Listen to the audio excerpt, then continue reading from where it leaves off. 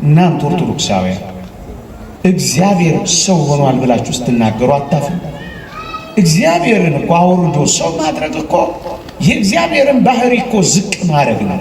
ፈሪሃ፣ ደነገጠ፣ አዘነ፣ ተከዘ የሚል ሲያገኙ አንዳንድ ሰዎች እንዴት ነው እናንተ የሚፈራ አምላክ ያላችሁ? እንዴት ነው እናንተ የሚደነግጥ ፈጣሪ ያለን የምትሉት? እንዴት ነው እናንተ የሚተግስ ጌታ ይኖራችሁ? ተረተኞች ናችሁ ሊሉን ይፈልጋሉ። እግዚአብሔር ሰው ሆነ ስትሉ አታፍሩ? የሰውን ሥጋ ሲዋሃድ እኮ ወሰናችሁት እኮ ማለት ነው። ምሉ የሆነው በዓለም የሞላው ስፉ የሆነው ሰፊ የሆነው አካል እግዚአብሔር በጠባብ ደረት ተወሰነ፣ በአጭር ቁመት ተገለጠ እያላችሁ የምትለፈልፉብን ወሰናችሁት ማለት አይደለ ሊሉን የሚከጅሉ ደግሞ አሉ።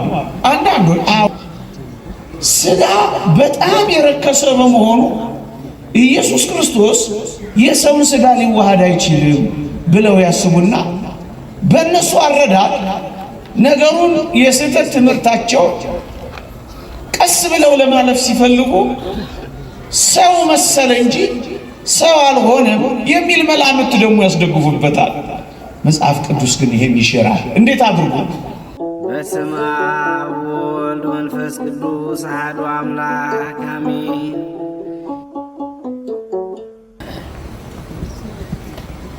ኢትቅትል ነፍስ፣ ነፍስን አትግደል ይላል። ነፍስ ሟች አይደለችም። ነፍስን አትግደል ማለት ግን ሰውን አትግደል ማለት ነው። ስለዚህ መጽሐፍ ቅዱስ ላይ ሰውን ሲጠቅስ ሥጋ፣ ሰውን ሲጠቅስ ነፍስ ነው የሚለው። ስለዚህ ቃልም ሥጋ ሆነ ሲል ሰው ሆነ ማለት ነው። የተወደዳችሁ ክርስቲያኖች በቤተ ክርስቲያን ታሪክ አንድ አቡናሪዎስ የሚባል መናፍቅ ተነስቶ ነበር። እቺን የዮሐንስ ወንጌል ምዕራፍ 1 ቁጥር 14 ምን የምትለዋን ቃልም ሥጋ ሆነ የምትለዋን ቃል ወሰደና እግዚአብሔር ሥጋ ብቻ ነው የሆነው፣ ነፍስን አልሆነም። ይልቁንም በነፍሱ ፈንታ ለቃል መለኮቱ ነፍስ ሆኖታል።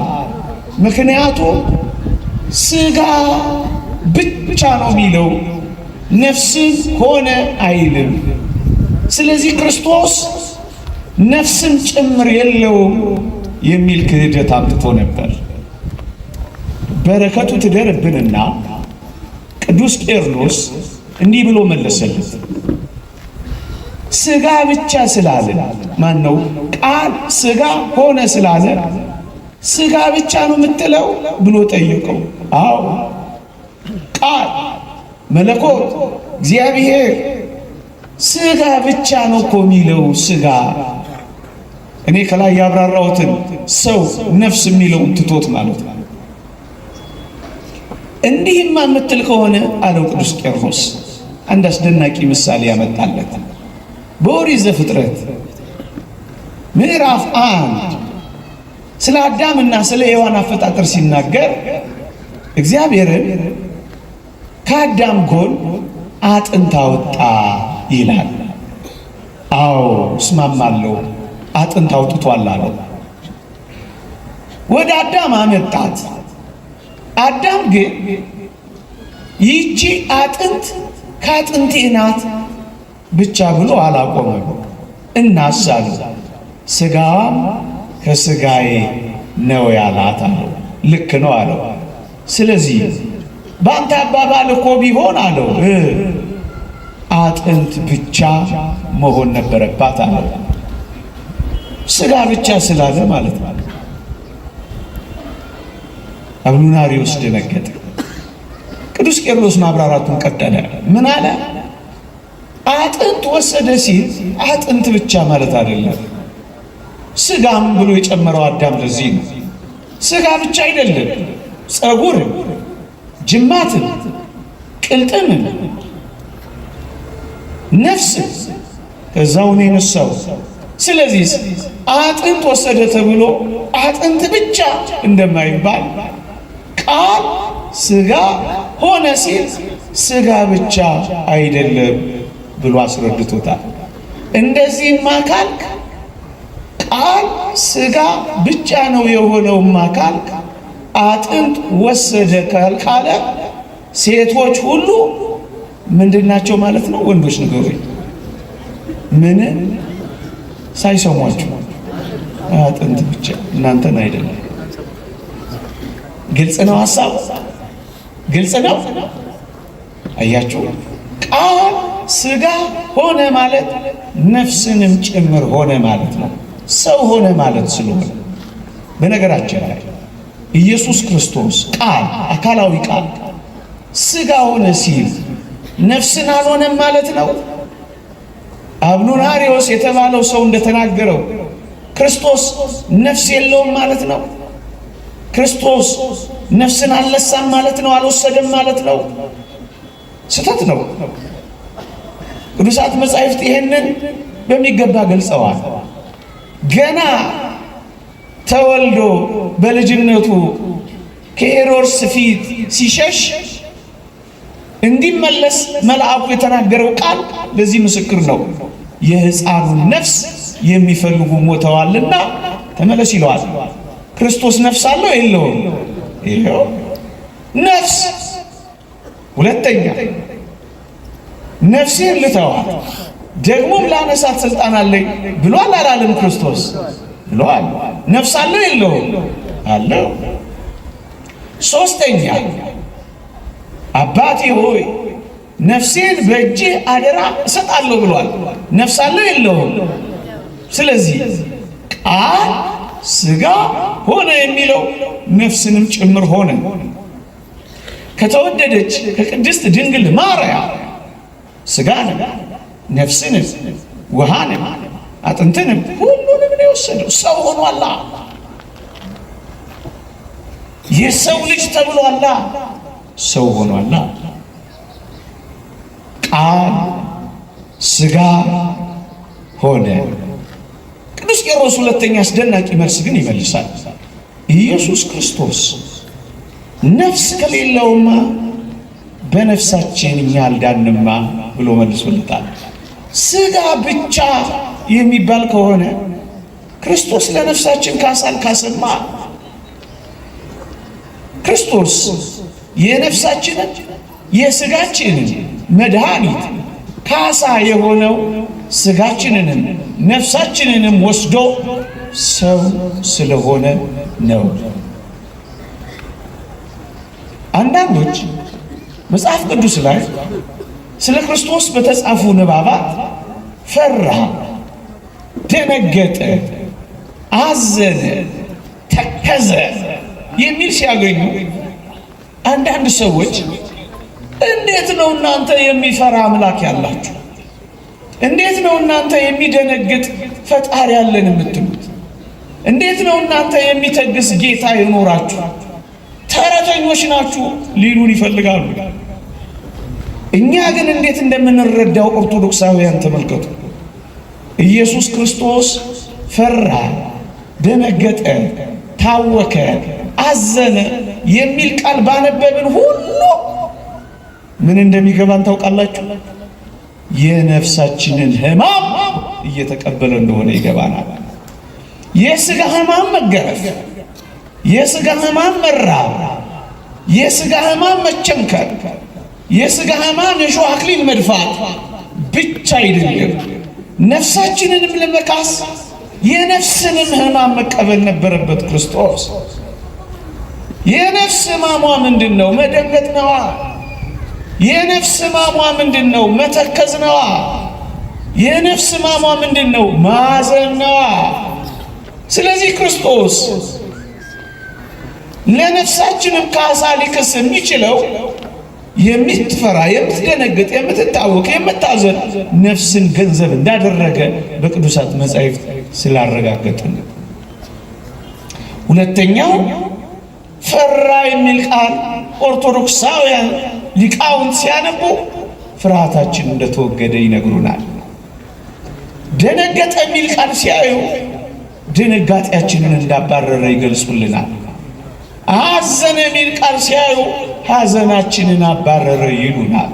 ካሳየ ካስነዋ ለነፍስም ለስጋ ለነፍስም ለስጋም የሚክሰው ግን ነፍስንና ስጋን አዋህዶ ሰው ሲሆን ነው። ለዚህ ነው በመጀመሪያ ቃል ነበረ፣ ቃልም በእግዚአብሔር ዘንድ ነበረ፣ ቃልም እግዚአብሔር ነበረ ካለ በኋላ ቃልም ስጋ ሆነ፣ ሰው ሆነ። ሰው ሆነ። የሰው ልጅ የሚሉት ቃላት ሰው ካልሆነ ሊጠቀሱ ይችላሉ? አይችሉም። ይሄን ያዙና ሌላ አንድ ሐሳብ ግን እዚህ ጋር ልናነሳ እንችላለን። ምን እንዴ ስጋ ሆነ እኮ ነው የሚለው። አዎ ስጋ ሆነ ነው የሚለው። የምን ስጋ ይሁን የምን ስጋ በምን እናውቃለን? የሰው ስጋ ይሁን የእንስሳ ስጋ ይሁን የጅግራ ስጋ ይሁን ምን የተገለጸ ነገር አለና ነው ሰው ሆኗል ብለን የምትዘበዝበን የሚሉ ጠያቂዎች ደግሞ ካሉ አንድ እግዚአብሔርን ቃል ነቅሰን እናወጣለን። እዛ ውስጥ ምን የሚል ቃል ስጋ ሆነ ካለ በኋላ ጸጋንና እውነትን ተመልቶ በእኛ አደረ የሚል ቃል ታገኝ። እኛ ሰብአዊ ባህሪን መዋሃዱን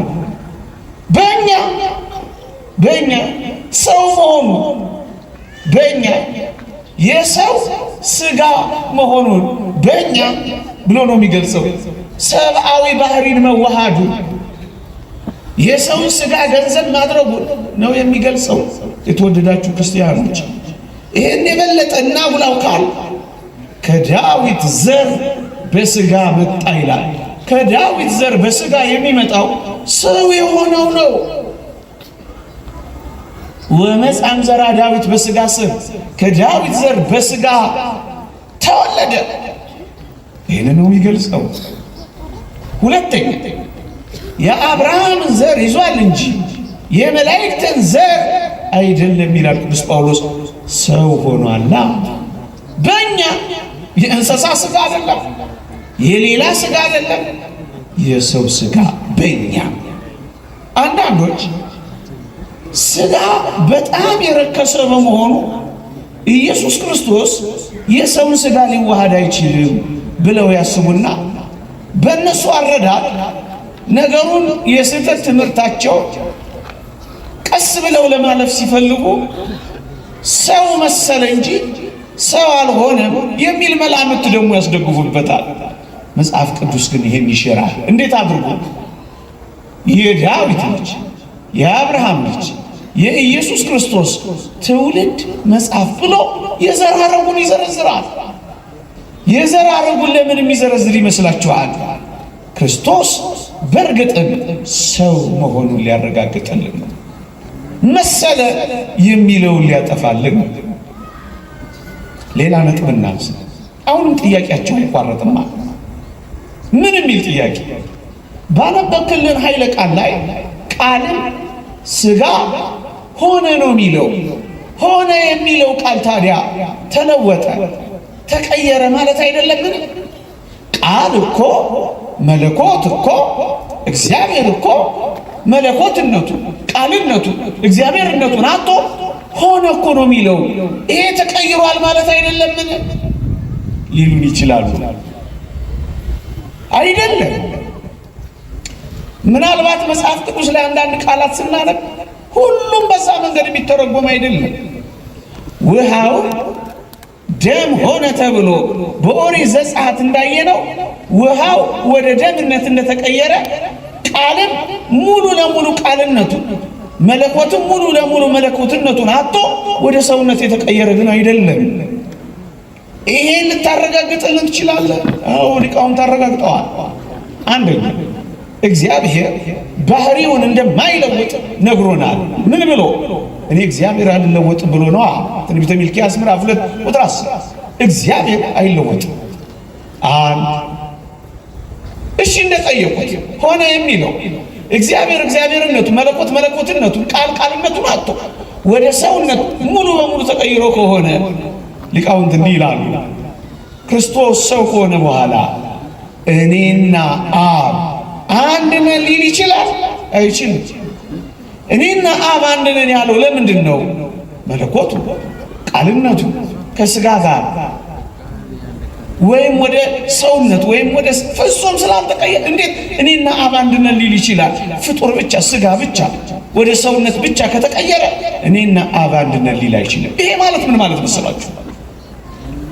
መለኮት ከሥጋ ጋር ፍጹም አላጠፋው፣ ሥጋ ደግሞ ቃል መለኮት ፍጹም አላጠፋው። መለኮት ደግሞ ሥጋ ፍጹም አልመጠጠው፣ አላጠፋው። በኋላ ጊዜ ካለኝ አብራራዋለሁ። ሰውነትን እስከ መጨረሻው አይተነዋል። ሲቆስል በሱ ቁስል እኛ ተፈወስን። እስከ መጨረሻው ሲበላ ሲጠጣ አይተነዋል። እስከ መጨረሻው የሰው ልጅ ሲባል አይተነዋል። አልጠፋም ሰውነት።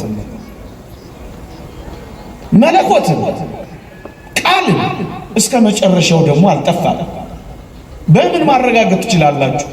መስቀል ላይ ተሰቅሎ የዓመቱ አለቃው ምን እንዳለ አልሰማችሁ? በእውነት ይህ የእግዚአብሔር ልጅ ነበር እኮ ነው ያለው። መለኮት ከቃል ጋር፣ መለኮት ከሥጋ ጋር፣ ቃል ከሥጋ ጋር ፍጹም ተዋህዶ ካላዳነን በቀር በእርሱ ቁስል እንዴት ተፈወስን ልል እንችላለን? የፍጡር ቁስል ብቻ የሚፈውስ ይመስላችኋል? ይዘገንናል እንጂ። አያችሁ፣ እስከ መጨረሻው ሳይለያዩ ጊዜያዊ አይደለም፣ እስከ መጨረሻው። ስለዚህ ሆነ የሚለው ቃል ተለወጠ ማለት አይደለም። እንደውም ሊቃውንት አንድ አስደናቂ ነገር ያብራራሉ። ዝቅ ብሎ መጽሐፍ ቅዱስን ከላይ አንብበነው ብቻ አንቶ ከስርም ብቻ ተመልክተን አንጥለው፣ ሙሉን አንብበን እንረዳዋለን እንጂ እንዴት ቃልም ሥጋ ሆነ ጸጋንና እውነትን ተመልቶ በእኛ አደረ የምትለው ቃል ይውላችሁ ተለወጠ እንዳንል አደረ። እንደ ካቶሊካውያን አስተምህሮ ደግሞ አደረ እንዳንል ሆነ። እንደ አለቃና እንደ ጠበቃ ተዋህዶን የሚገልጹ ቃላት ናቸው ይላሉ ሊቃውንት። ቤተ ክርስቲያን የአብ ልጅ ቃል በማርያም ልጅ ውስጥ አደረ አትልም። በኋላ አብራራዋለሁ ጊዜ ካለኝ።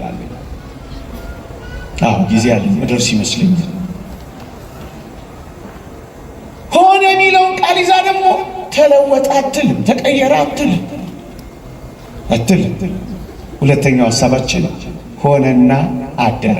እንደ አለቃና እንደ ጠበቃ አንዱ አንዱን የሚደግፍ ነው። ተለወጠ እንዳንል አደረ እንዳንል ሆነ። ይሄ ምንን ያስገነዝባል? ተገናዝቦ ኮሚኒኬሽን ኦፍ አትሪቢዩትስ መገናዘብ። የቃል ገንዘብ ለሥጋ የሥጋ ገንዘብ ለቃል ይላሉ። እንቲያው ለቃል ኮነ ለሥጋ ወንቲያው ለሥጋ ኮነ ለቃል ይላሉ።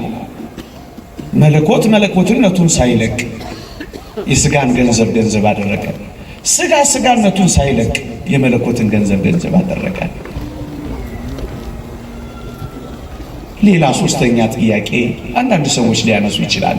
ምንም እናንተ ኦርቶዶክሳውያን እግዚአብሔር ሰው ሆኗል ብላችሁ ስትናገሩ አታፍሩ? እግዚአብሔርን እኮ አውርዶ ሰው ማድረግ እኮ የእግዚአብሔርን ባህሪ እኮ ዝቅ ማድረግ ነው። እንዴት ነው እግዚአብሔርን በባህሪው ሰው አድርጋችሁ ዝቅ የምታደርጉት? ይሄ እኮ እግዚአብሔርን እንደ ማጉደፉ ይቆጠራል ብለው የሚያስቡ ሰዎች እንዳሉ እናውቃለን። ሐሳባቸውን ነው ይሄን እያነሳው ጥቂት ጠቆም እያደረኩም አልፎ ሊቃውንት በዚህም ላይ አስደናቂ ምስክርነት ሰጥተዋል። ወገኖቼ ምሳሌ ያነሳሉ። እስኪ ፀሐይን ተመልከቷት ይላል። ፀሐይ በአንድ ቦታ ቆማ ሳትናወጥ ሳትለወጥ ቦታዋንም ሳትልቅ በጨረሯ ወደ ምድር ትመጣለች። ደህናውን ቦታ ወይም የተበላሸውን ቦታ፣ ንጹሑን ቦታ ወይም ቆሻሻውን ቦታ ፀሐይ በጨረሯ ታበራለች ወይም ታርፍበታለች። እና ሊቃውንት ይጠይቃሉ፣ ፀሐይ ልክ እንደዚህ ሆና ቆሻሻው ላይ ስላረፈች ወይንም ደግሞ ደህና ቦታው ላይ ስላረፈች ፀሐይን ምን ያደርጋታል እንዴ ይላሉ። ፀሐይ አታድፍም፣ እውነት አሰረ። እውነት ፀሐይ አትቆሽሽም፣ እውነት አሰረ። እውነት ልክ እንደዚሁ እግዚአብሔር ሰው ቢሆን የሚያድፍ የሚቆሽሽ አይደለም ብለው ያስተምራሉ አባቶቻችን። ፀሐይ እንዳላደፈችው ሁሉ ፀሐይ ቆሻሻው ላይ ብታርፍ እንዳልቆሸሸችው ሁሉ አካላዊ ቃልም ሰው ሲሆን እንደዚህ አይደለም የሚሆነው ብለው ያስተምራሉ።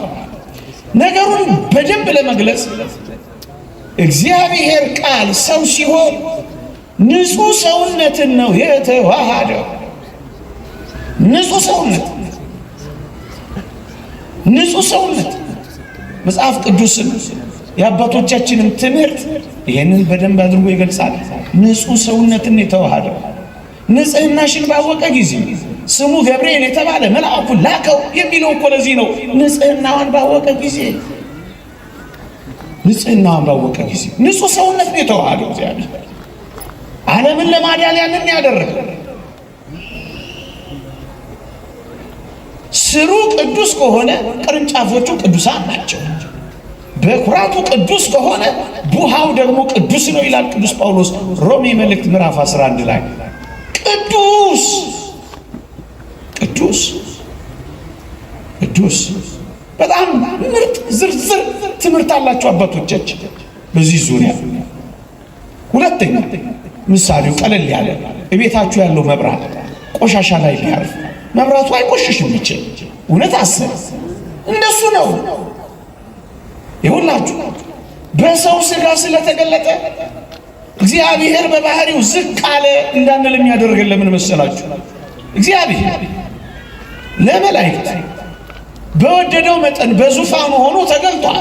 እግዚአብሔር በዙፋኑ ለመላእክት ሲገለጽ ከባህሪው ዝቅ ብሎ ነበርን?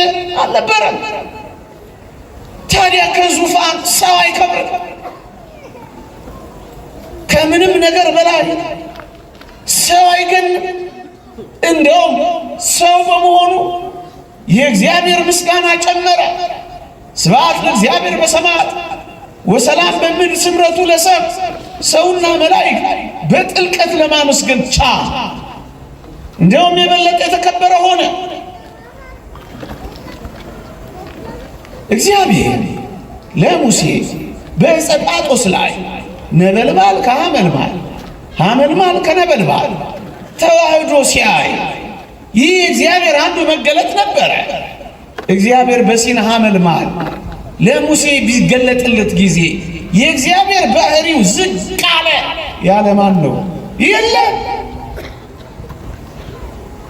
የለም። ልክ እንደዚሁ እግዚአብሔር ሰው ሆነ ስንል ባህሪውን ዝቅ ማድረግ አይደለም፣ ማጉደፍም ማቆሸሽም አይደለም። አንዳንድ ሰዎች ሌላም ጥያቄ ይጠይቃሉ። ምን የሚል ጥያቄ? ጥሩ እሺ፣ እግዚአብሔር ሰው ሆነ ስትሉ አታፍሩ? የሰውን ሥጋ ሲዋሃድ እኮ ወሰናችሁት እኮ ማለት ነው። ምልኡ የሆነው በዓለም የሞላው ስፉ የሆነው ሰፊ የሆነው አካል እግዚአብሔር በጠባብ ደረት ተወሰነ፣ በአጭር ቁመት ተገለጠ እያላችሁ የምትለፈልፉብን ወሰናችሁት ማለት አይደለም ሊሉን የሚከጅሉ ደግሞ አሉ። አሁን የማይታክታቸው ብርቅዬ ኦርቶዶክሳውያን ሊቃውንት አፍ ማዘጋት ይችላል። ምን ይላሉ? አንደኛ የእግዚአብሔር ባህሪ አይለወጥም ተብሏል። አዎ፣ ስለዚህ የማይወሰነው የእግዚአብሔር ባህሪም ሊለወጥ አይችልም። ሁለተኛ ፀሐይ ሶስት ነገር አላት። ክበብ አላት፣ ብርሃን አላት፣ ሙቀት አላት። ብርሃኑ ክበቡ አይወስነው። የፀሐይ ብርሃን በክበቡ ተወስኖ የሚቀር አይደለም። ይውላችሁ ሰው ሲሆን ክርስቶስ እግዚአብሔር ቃል ሥጋን ሲዋሃድ በዚያ በሥጋ ሰውነት ተወስኖ የሚኖር አይደለም። ብርሃኑን ክበቡ ብርሃኑን ወስኖት እንደማያስቀረው የቀረበ ምሳሌ ማምጣት እንችላለን። ምን?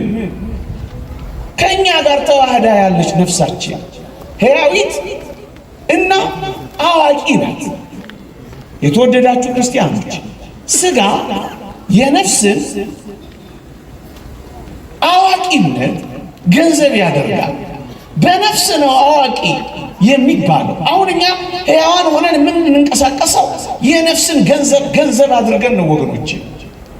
ክርስቶስ ሥጋ የቃልን የመለኮትን ገዢነት ገንዘብ የሚያደርገው ሥጋ የነፍስን ዕውቀት ገንዘብ እንደሚያደርገው እና ነፍስ ከሥጋ ጋር ተዋህዳ ብትሆንም በሥጋ ግን ተወስና አትኖርም። ምሳሌ ይሰጣሉ ኦርቶዶክሳውያን ሊቃውንት።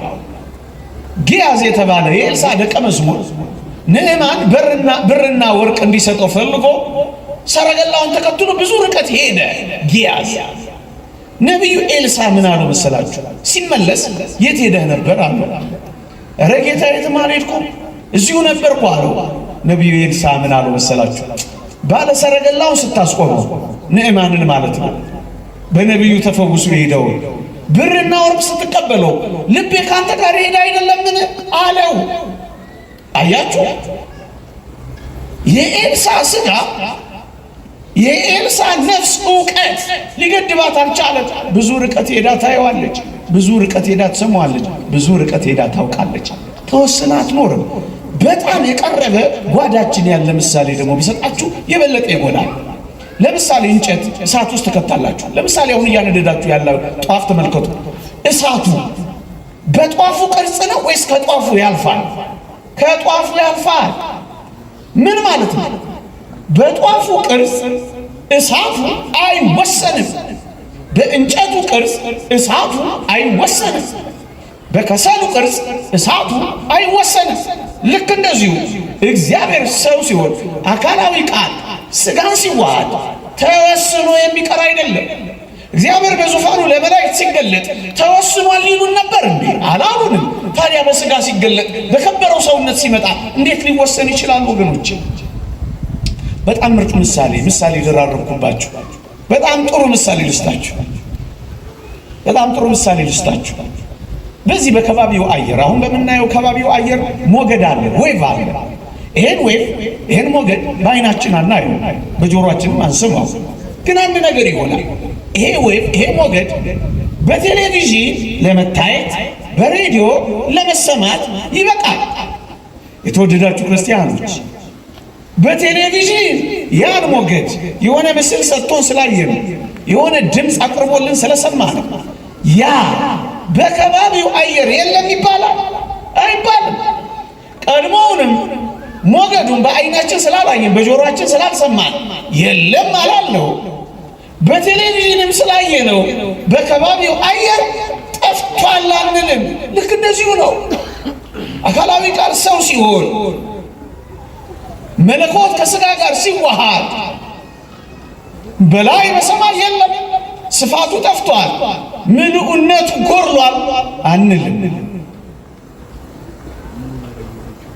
ሌላ አንድ ጥሩ ሁላችንም ልናውቀው ልናስተውለው የሚገባን በዚህ በዘመነ መገለጥ በዘመነ አስተርእዮ በመገለጥ ዘመን ኦርቶዶክሳውያን በጣም ልናውቀው የሚገባ አንዳንድ ሰዎች የሚያነሷቸው ጥያቄዎች አሉ።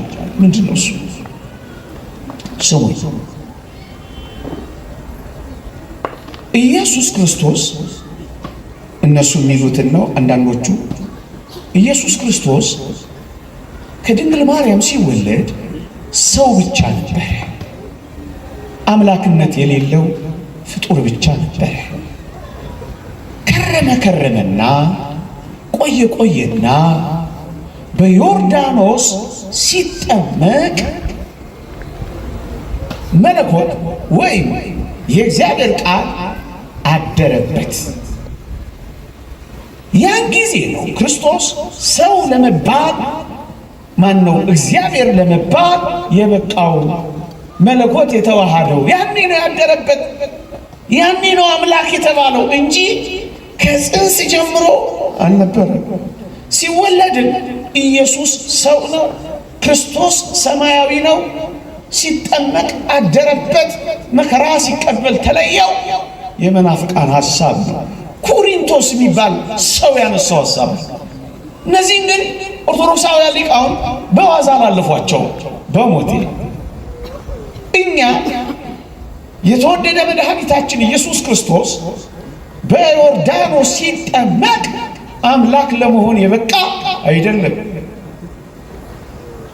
ወይንም ደግሞ ኖሮ ቆይቶ መከራን በመቀበሉ እንደ ሰማዕታትና እንደ በረኞች ገድለኞች በተጋድሎ ብዛት አምላክ ለመሆን የበቃ አይደለም።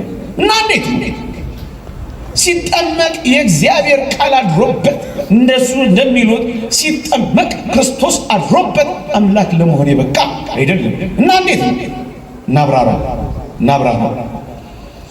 እኔ ከትንቢት ጀምሬ በሞቴ ላሰማችሁ። መጽሐፍ ቅዱስ እንዲህ ነው የሚለው።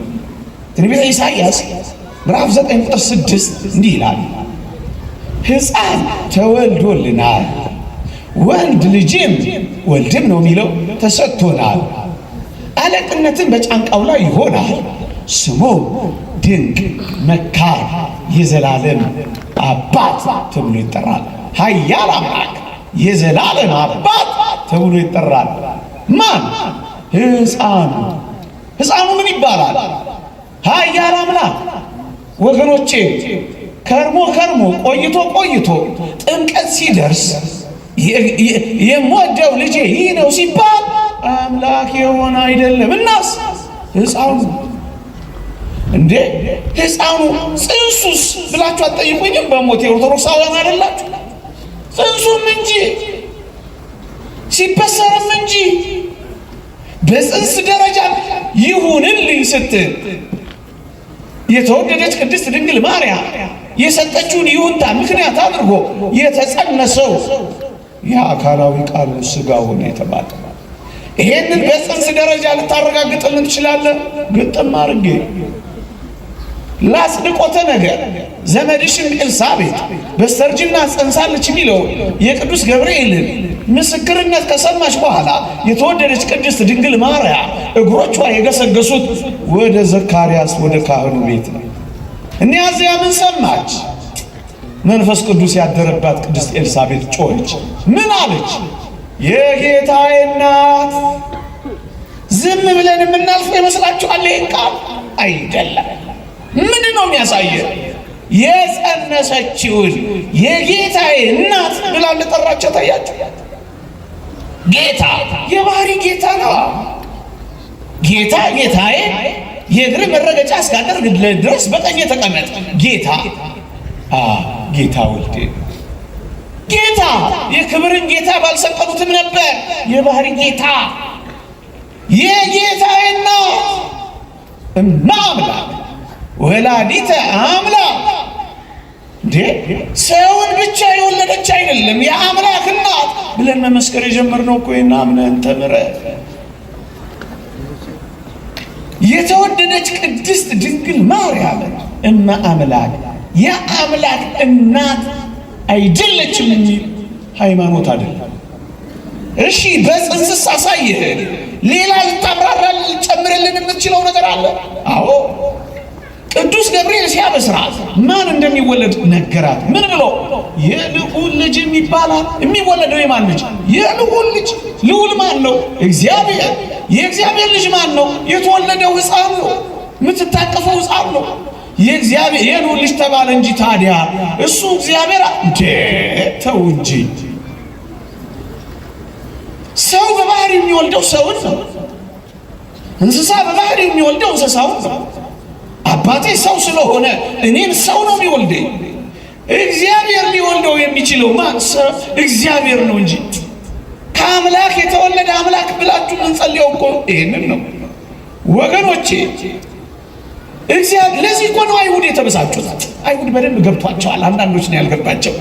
የእግዚአብሔር ልጅ ነኝ ሲላቸው ምን እንደገባቸው ታውቃላችሁ? ዘዮሐንስ ወንጌል ምዕራፍ 5 ላይ እንደተጻፈው ራስህን ከእግዚአብሔር ጋር አስተካክለህ እግዚአብሔር አባቴ ነው ስላልክ ነው የምንጣላህ አሉት። ማስተካከሉ እኮ ነው። ልጅ የሚለው እኮ እሱን ነው የሚያመለክተው ወዳጅ። የልዑል ልጅ ይባላል። እስኪ ልጠይቃችሁ፣ ሰብአ ሰገል በዚያች በቤተልሔም ለማን ነው የሰገዱት? ሰግደዋል? አልሰገዱም? ሰግደዋል። ለማን ነው የሰገዱት? ለሕፃኑ አይደል? ለሕፃኑ የሰገዱት ምን ቢሆን ነው? አምላክ። አለበለዚያማ ለፍጡር እኮ የአምልኮ ስግደት ሰገዱ ነው የሚለው እኮ። እንደሱማ እንዴት ይሆናል? የሰገዱት ፍጡር ኢየሱስ እነሱ እንደሚሉት ስጋ ብቻ የማርያም ልጅ ብቻ መለኮት ቃልነት መለኮትነት የሌለው ፍጡር ብቻ ቢሆን እንዴት ይሰግዱለታል? እግዚአብሔር ልባቸውን ይመልስላቸው እንጂ ኢየሱስ ክርስቶስ ፊቱን በቀሬናው ሰው በስምዖን ላይ ለጠፈና ክርስቶስ አመለጠ። እነሱ የሚጠቀሙበት ቃል አለ፣ እሱን አልገልጸው። እንደዚህ ፊልም ለመስራት ነው እንዴ ክርስቶስ የመጣው? አይደለም። እናስ የተወደዳችሁ ክርስቲያኖች መጽሐፍ ቅዱስ በግልጽ እነዛን ሁሉ ታምራት ነገረን። ፀሐይ ለምን ጨለመች? ሰው ብቻ ስለተሰቀለ ፊቱ ብቻ። ጨረቃ ለምን ደም ለበሰች? ከዋክብት ለምን ረገፉ? ከመቃብር ከ500 የሚበዙ ከ1000 የሚያንሱ ሙታን ለምን ተነሱ? የእግዚአብሔር ልጅ በእውነት ስለተሰቀለ ሕማምንና መከራን ገንዘብ ስላደረገ ለዛ ነው። ደግሞስ ቅዱስ ጳውሎስ ይሄን ሊል ይችል ነበር። ምን አንድ አስደናቂ ቃል ይናገራል ቅዱስ ጳውሎስ፣ በረከቱ ትደርብንና ከዚህች ዓለም ገዢዎች አንዱ እንኳን ይህን ጥበብ አላወቀው፣ አውቀውትስ ቢሆን የክብርን ጌታ ባልሰቀሉትም ነበር ይላል። የክብር ጌታ የተሰቀለው የክብር ጌታ ዲዳን ነው። እሱ ፍጡር ብቻ ቢሆን እንዴት ልንል እንችላለን? ወዳጆች አንዳንዶች ክርስቶስ በተቀበለው መከራ ከትንሣኤ በኋላ አምላክነትን ያገኘ ነው ቅድም እንዳልኳችሁ ብለው ሊሉ እንዳይሞክሩ ዮርዳኖስንና ደብረ ታቦርን ኦርቶዶክሳውያን ሊቃውንት ያነሳሉ። በተጋድሎ የእግዚአብሔር ልጅ ለመሆን በቃ እንዳትሉ ዮርዳኖስን እናሳያችኋለን። ልጄ ነው፣ በሞቴ ልጄ ነው። ምን የሚለው የሚጠመቀው አብ በደመና በድምፅ ያሰማል የምወደው ልጄ ነው። የቱ የሚጠመቀው? የቱ በአይን የሚታየው? የቱ በእጅ የሚዳሰሰው? ሰማችኋል?